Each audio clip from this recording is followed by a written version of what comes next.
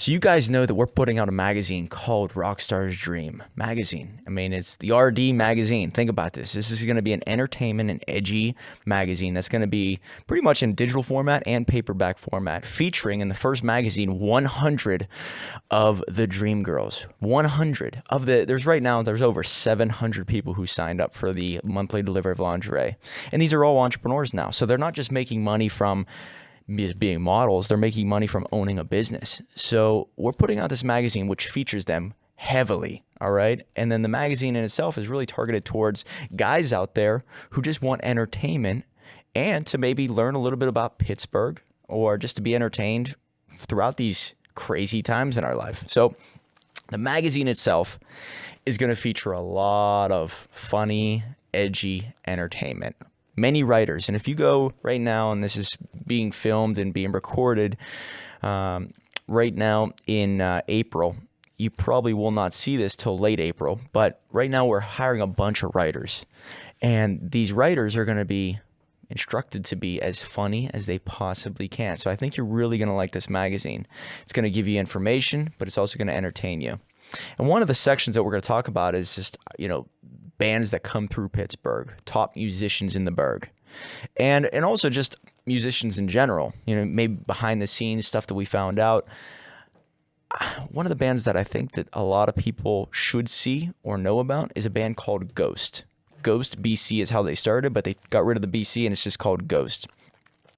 The reason why I like this is my favorite band right now. My favorite band is Ghost. And since I'm a heavy listener to pretty much, I guess you could say all over the board when it comes to music, this band is more of a theatrical rock band. Now, I love punk, I love rock, I love R&B, I love even jazz sometimes, I love classical, I love oldies, I love country to a certain extent. And this band itself has just done something so different than everyone else out there. What they've done, and if you want to look it up, it's headed by a man named Tobias Forge. Tobias Forge, he basically hid his identity for, I believe, 2.5 years that he was the lead singer. Now, why would he do this? Well, he wanted to come off in a way that the band itself was an act. It was just a show, and he didn't want the credit just yet.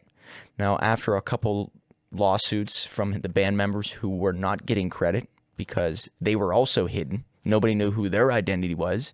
Even to this day, you never know who the identity of the singer or of the guitarist, keyboardist, and all that is without a lot of research. You could probably follow the band and then figure it out, but it's not known to the public. Now, what they wanted to do, and this is why it's so fascinating to me, is that they wanted to create this experience when people came to see them, that maybe they weren't who they say they were. Or they didn't really want the people watching to think of them as just average human beings. When you go to that show, it is such a movie-like experience that their names and people behind it don't matter. The act is what matters. And they live it, they sleep it, they breathe it, everything, all the way through. Now, you're saying, how the hell do people not know who they are? Well, they're wearing these costumes that hide their identity completely. Even the lead singer is wearing a mask that makes it look like it's just a normal person, but it's a mask over what he really, of who he really is. So it's a perfectly set mask, high production, high quality, and these people now become that person when they get up on stage.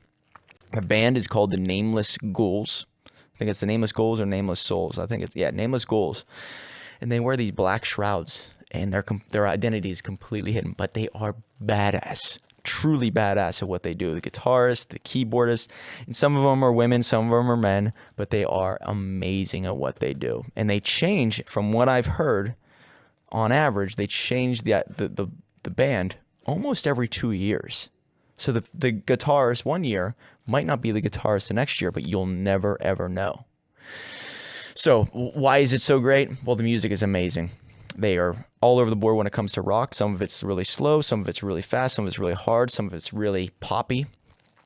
The song they kind of made it was Square Hammer. You've probably heard that, I guess, a year and a half, 2 years ago, or maybe even 3 years ago now, that really exploded them on the scene in the United States. But they've been killing it overseas for a lot longer. So if you YouTube them, which I recommend, check them out underneath this video. I'll probably have a few links. But their show is well worth the money, regardless of the music. What they put on, it's not just about the music to them. It's about the whole experience. Now, why do I love that type of band? Is because if you tell a story and entertain and give people something that they can tap their foot to and love, even whenever they don't see you, you've given them the total package.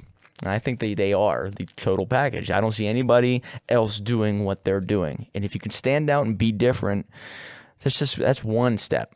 But if you could stand out, be different, entertain beyond belief, and also get them to fall in love with the music, you're going to gain respect from every genre of person that's out there. The entertainers, the musicians, the actors, and maybe even just the consumers who want that escape when they go to see your show. Whenever I go see them, I've seen them probably 4 years now, maybe 5 years in a row. Every show's a little bit different, and I think the most magical piece of what they're doing, and I think this is something that you guys got to know if you fall in love with this band, is that they're telling a story of the main character, not just within the music. They're telling a story about the main character and how he evolves. So every year they change the identity of the lead singer in a way that gets people to say, oh man, I loved this lead singer. Even though it's all the exact same guy, he's changing his wardrobe, he's changing his look, he's changing how he talks, how he sings, all this just a little bit differently every time. And they're all the same person, but it'll become like Papa Emeritus 1, Papa Emeritus 2, Papa Emeritus 3, and Cardinal Copia. And these are all the same guy, but the evolution is what matters. Now, why is that important? It's because now within his YouTube videos and music videos, he can start to expand on different dancing, different music styles, different images, different colors, different messages. It's wild to see how a band is now taking this, I guess you could call it the fourth wall, and breaking it down, where the social media aspect keeps people guessing. It's almost like the great writers back in the day. You always had to keep people guessing of where you're going. Or even the great entertainers in wrestling. They're always trying to keep you guessing, because now it's so out in the open that there really is nothing that can't be found out.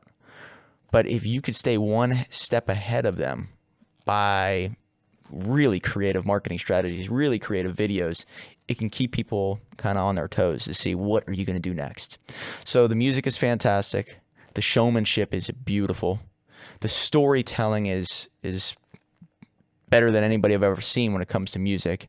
And then I would have to say that their image itself is so noticeable that it just stands out in a crowd.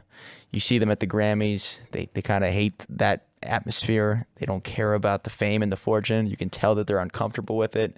You could tell how they know that all the award banquets are fake and they're staged, and they're not really big fans of it, and they're just doing their thing.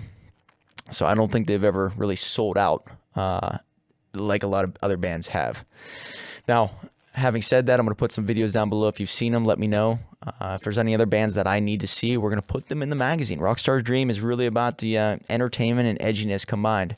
And we're going to have a lot of our, I guess, affiliates and sponsors, like Brandability, the new book that's sponsoring this podcast episode today by Nick Connor. It's all about creating a brand, and I think it falls in alignment with exactly what Ghost is doing. They've created a brand unlike anybody else ever. And now when people start to do things in a way that's similar, they're always going to be compared to them. And that's what you as a brand should be able to do. Whether you're a podcast host, whether you're a girl who's a model, whether you're creating a business from nothing, these people know how to do things in a way that catches people's attention, gets them to fall in love with their message, their image, and what they stand for. So, having said that, comment down below. Let me know what you think. Ghost BC, best band out there right now. We're going to have some articles on them in the new magazine next month, month after, potentially even the month after that. As soon as we get closer to Halloween, you know it's going to be in there. So, Rockstar's Dream, check it out. I think you're going to like this magazine.